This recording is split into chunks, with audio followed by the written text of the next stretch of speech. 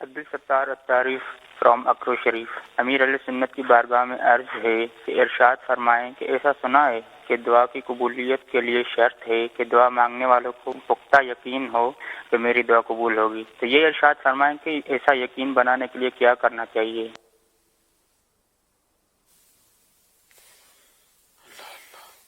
تکلف کرے آدمی کہ اللہ تعالیٰ کی قدرت پر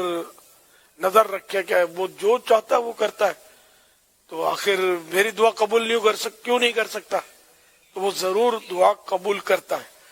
لیکن اب اس میں تھوڑا علم بھی ہونا چاہیے۔ یقین تو یقین ہونا ہی چاہیے، قبول ہوتی ہے، لیکن یہ کہ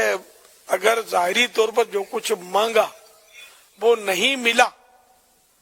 تو اب بد اعتقاد ہو جائے کہ بولتے ہیں اللہ تو دعا قبول کرتا ہے، اور میرا یقین بھی میں نے بنایا کہ اللہ قبول کرتا ہے، لیکن میری دعا تو قبول نہیں ہوئی،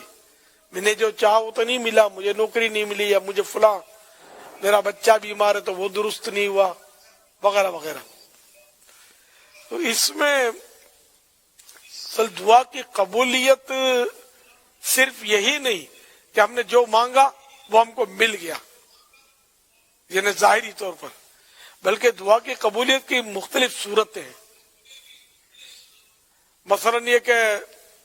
ایک تو وہی کہ جو مانگا وہ مل گیا ظاہری طور پر، جس کو ہم عام طور پر یہی سمجھتے ہیں کہ یہ دعا قبول ہوئی، واقعی یہ دعا قبول ہوئی، لیکن اور بھی ہے کہ ہو سکتا ہے کہ اس دعا کی وجہ سے کوئی آنے والی مصیبت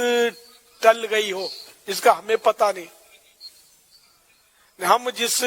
عمارت میں بیٹھے تھے اس میں ہم نے دعا مانگی، ہم صحیح سلامت وہاں سے نکل گئے، حالانکہ اگر دعا نہ مانگتے تو یہ چھت گرنے والی تھی، ہمیں پتہ نہیں تھا، تو یہ بہت بڑی مصیبت ٹل گئی، ورنہ ہم اس کے نیچے دب جاتے یا زخمی ہو جاتے۔ اس طرح ہم گاڑی میں جا رہے ہیں، دعا مانگی، گھر پہنچ کے ہم نے جو مانگا نہیں ملا، ارے بھائی آپ کا ایکسیڈنٹ ہونے والا تھا، دعا مانگی قبول ہو گئی، اس کی برکت سے آپ ایکسیڈنٹ سے محفوظ ہو گئے، آپ بھی محفوظ ہوئے، آپ کی گاڑی بھی محفوظ ہوئی۔ پھر یہ کہ دعا کی ایک صورت جو بہت اعلیٰ، بلکہ سب سے اعلیٰ کہنا چاہیے، کہ وہ قیامت کے دن جب بندہ اس کا اجر دیکھے گا نا